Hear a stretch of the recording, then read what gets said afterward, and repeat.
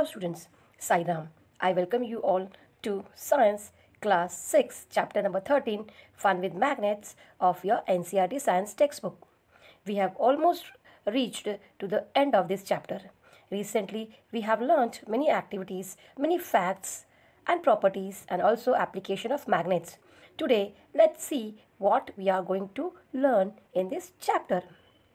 You may get doubt that what will happen if a magnet is brought near to a compass. Then what will happen? The needle of a compass itself is a magnet, and thus the north pole of the magnet always points towards the north, except when it is near to a magnet. Any magnet placed close enough to a compass will be able to alter the direction of the magnetic needle of the compass. In fact, as you move the magnet around the compass, its needle will no longer point at the north magnetic pole. It will follow your magnet when you take a compass away from the magnet.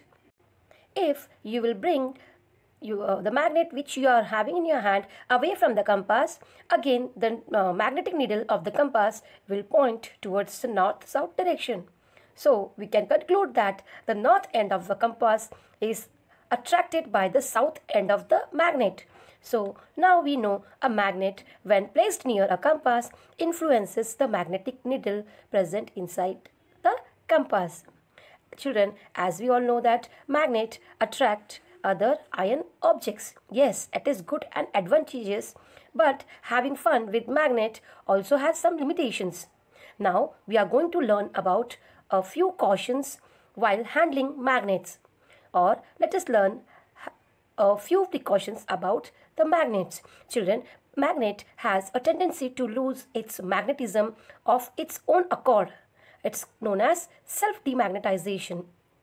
Here children, in this magnet lose its magnetic field.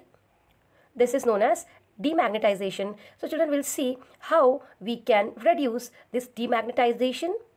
That means how we can keep the magnetic effect of the magnet properly, that we are going to see. Before that, we will see how the magnets are losing its magnetic properties.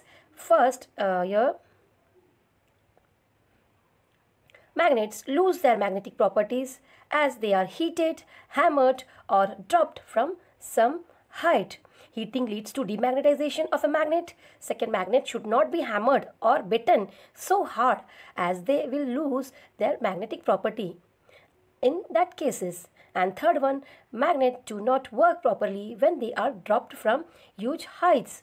So you should not mishandle these magnets however you like it.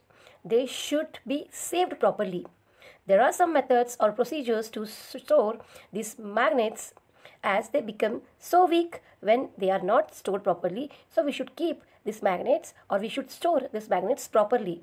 Here children, now we will see, to keep magnets safely, magnet keepers are used, or we can say that magnet keepers are used to reduce the self-demagnetization.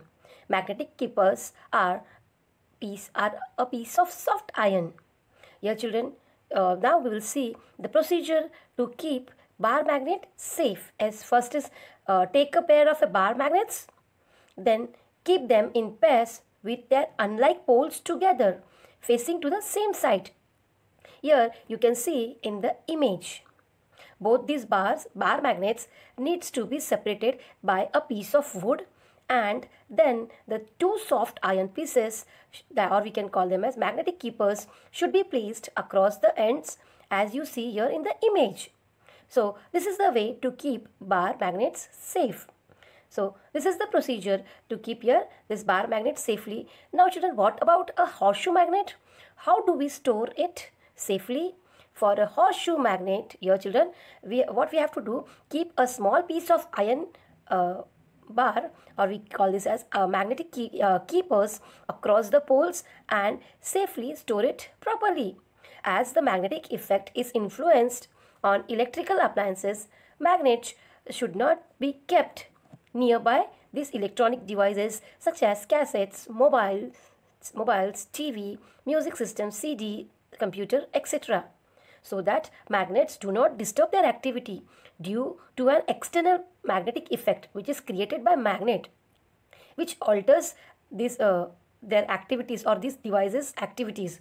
So that that was about the fun with magnets. Now let us once again have a quick revision of these key concepts which we have learnt in this chapter. Children, first we have seen introduction. In introduction we have learnt various uses and purposes of magnets. Then we have seen an interesting story behind the discovery of magnets.